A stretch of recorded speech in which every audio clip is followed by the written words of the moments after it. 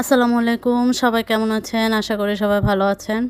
তো আজকে নতুন একটা রেসিপি দেখাবো। সেটা হচ্ছে ইলিশের মানে ছোট সাইজের ইলিশ দিয়ে এরকম একটা বেগুন, এটাকে আসলে লোকাল ভাষায় কাটা বেগুন বলে। আর টমেটো দিয়ে এরকম বেগুন দিয়ে ঝোল, মানে ইলিশ মাছের ঝোল এত মজা হয়। আমি ডিমটাও ভিতরে রেখে দিয়েছি। মানে ইলিশ মাছটা খুব বেশি বড় না, ৫ থেকে ৬ পিস হয় এরকম লেজ মাথা সহ। তো আমি প্রথমে একটা পাতিলে তেল দিয়ে দিলাম। সেখানে আমি ১.৫ কাপ মতো পেঁয়াজ দিয়ে দিয়েছি। সয়াবিন তেল বেশি লাগে না, মোটামুটি হাফ কাপের একটু বেশি দিয়েছি আমি। তো পেঁয়াজটাকে আমি বাদামি করে ভেজে নিব।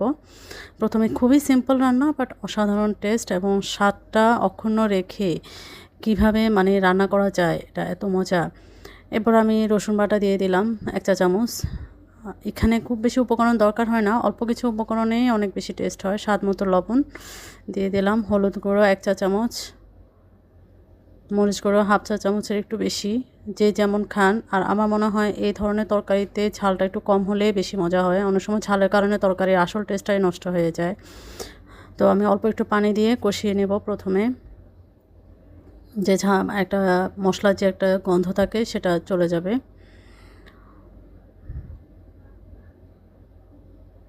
দেখেন মশলাটা একদমই তেলের উপরে উঠে গেছে।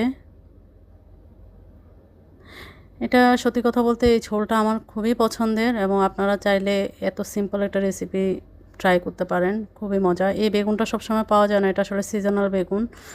আর এটা বিভিন্ন জেলায় পাওয়া যায়, কার কোন ডিস্ট্রিক্টে পাওয়া যায় আমি জানি না। তা আমি মশলার মধ্যে গরম পানি দিয়ে দিলাম পরিমাণ মতো।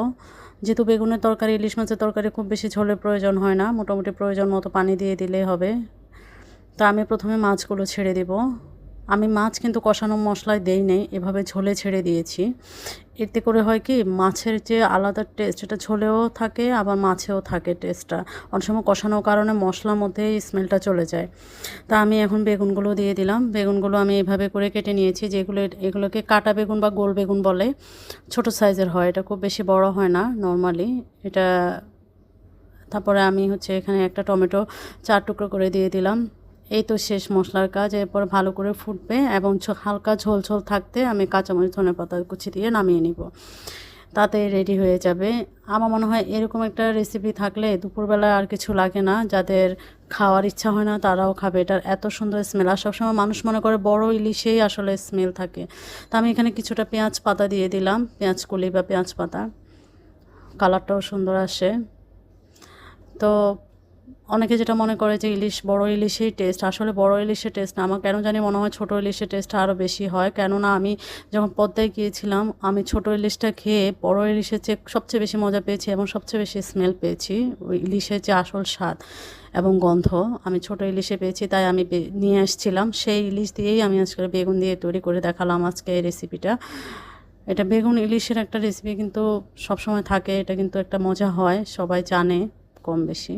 তো সবাই ভালো লাগলে লাইক কমেন্ট শেয়ার করে দিবেন। এমন একটা রেসিপি শেয়ার করলেই না করলেই নয়। তো সবাই ভালো থাকবেন। আল্লাহ হাফেজ।